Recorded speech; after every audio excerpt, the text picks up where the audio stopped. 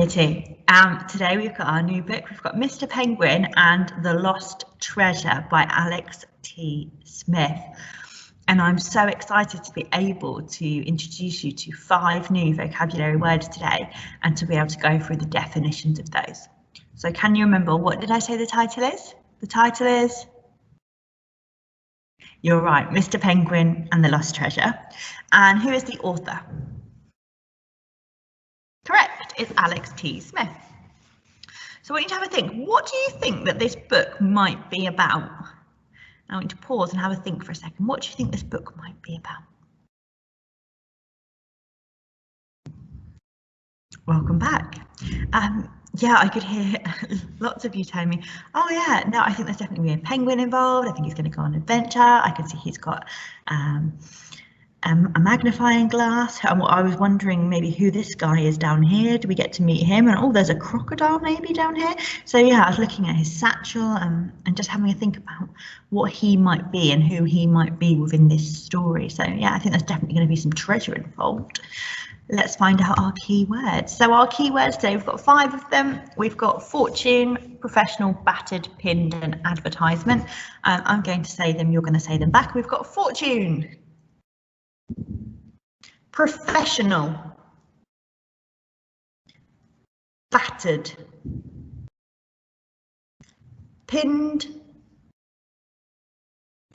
advertisement. So what do these words mean? Well, a fortune is a large amount of money or assets. So it's when somebody often gains a large amount of money or objects or things that are worth a lot of money. So a fortune is a lot of money. Yeah, well done. Let's have a look at our next word. Our next word is a professional. Now, a professional is somebody who gets paid to do their work, and it means that that's their main job. That's what they do. So I'm a teacher, and that means that's my profession, and I am a professional teacher. And then you will also have lots of different people within professions within their paid job. So I wonder how that word will come up in our story today.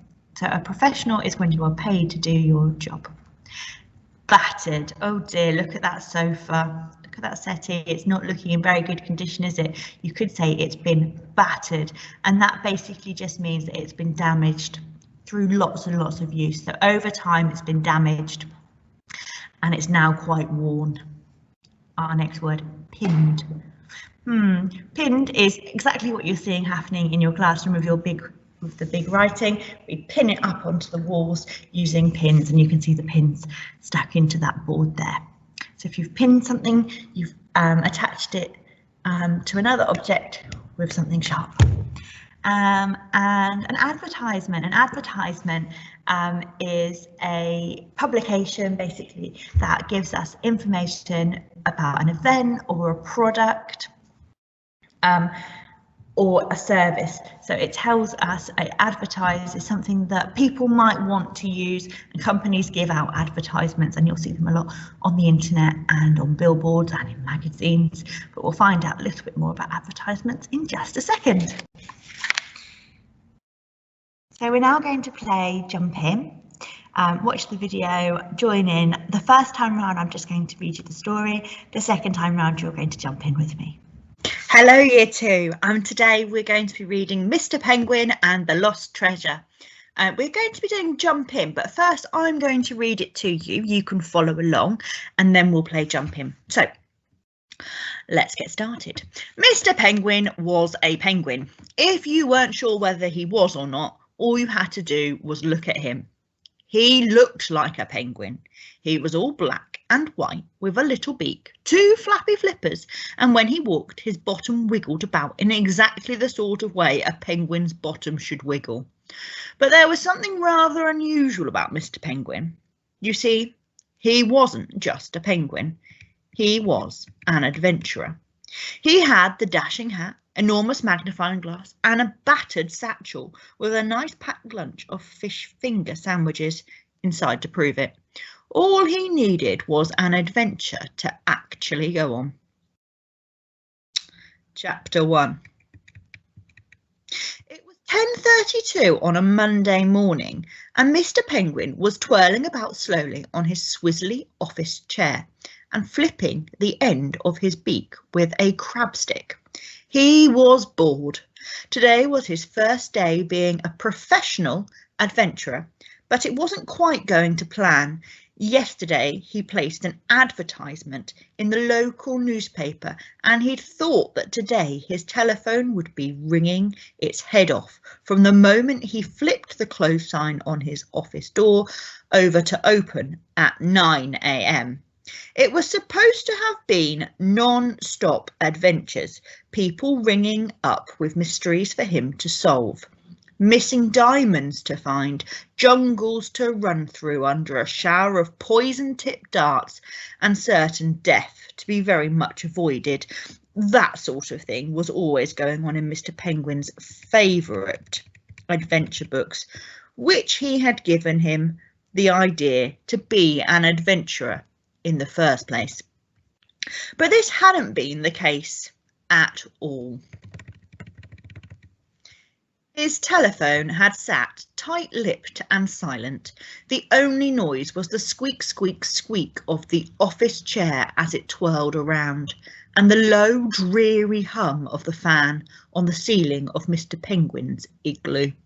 This really isn't good enough, thought Mr. Penguin, trying not to look at all the unpaid bills pinned to his notice board. Setting himself up as an adventurer had been a very expensive business indeed. His special hat with the arrow through it and the selection of rather jazzy bow ties had cost a fortune, and the rent for this igloo was astronomical.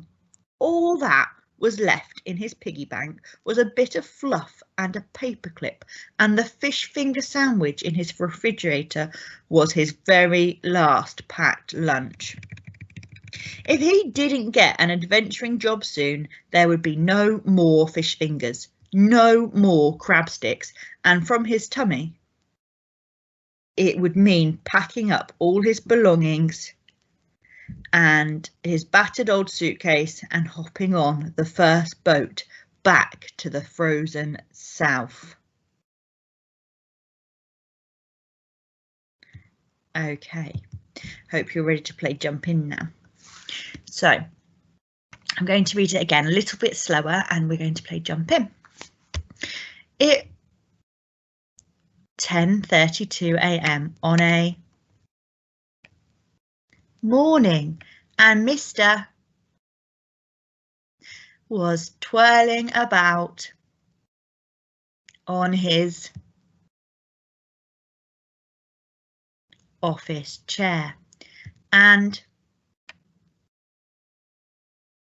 the end of his with a crab stick. Today was his day being a professional adventurer, but it wasn't quite going to. Yesterday he'd placed an advertisement in the local newspaper, and that today his would be ringing it off from the. He flipped the sign on his door over to at 9 a.m. It was supposed to have been non-stop adventures, people up with mysteries for him to, missing diamonds to find, jungles to run through under a shower of poison-tipped, and certain to be very much avoided sort of thing was going on in Mr. Favourite adventure, which had given him the idea to be an adventurer in the first place, but this hadn't been the case at his telephone had sat tight-lipped, and the only noise was the squeak of the office as it twirled, and the low, dreary of the on the ceiling of Mr. Penguin's. This really isn't enough, thought Mr. trying not to look at all the unpaid bills pinned to his notice board. Setting himself up as an adventurer had been a expensive business. His special with the through it and the selection of rather jazzy bow ties had cost and the rent for this igloo was astronomical. All that was left in his